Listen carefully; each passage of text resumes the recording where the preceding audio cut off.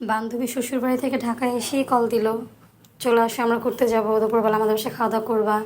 তাই ওর বাসায় চলে আসলাম, আমরা দুপুরবেলা খাওয়া দাওয়া করে বের হবো। তবে জানি না আবার কবে দেখা হবে ওর সাথে, অনেক বেশি মিস করবো ওকে আমরা। এত বছরের ফ্রেন্ডশিপ, আলাদা হয়ে গেলাম, অনেক দূরে চলে গেল আমাদের থেকে। ফ্রেন্ডের বাসায় আইসা নিয়ে খাওয়ার মজা আলাদা। আমিও চিন্তাছি চাকরি বাকরি আর করবো না। যে চাকরি করবা না?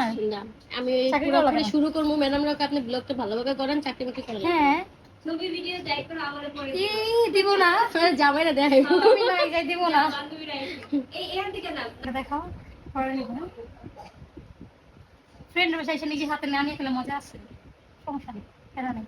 শশাগুলো কাটা সুন্দর বেড়াইতে হয়েছে। আইসা বেড়াইতে আইসা নিজে বাইরে বাইরে খাওয়াইতেছে সবাই। হ্যাঁ। বলো, okay, done। ওটা না, আমাদের বান্ধবী কিন্তু আমরা তিনজন, একজন গেছে গোসলে আর দুইজন বসে যার বাসায় খাইতে। শেষে গোসল লেগেছে, আমরা একবার বের হবো ঘুরতে জন্য, গোসল করে আসি।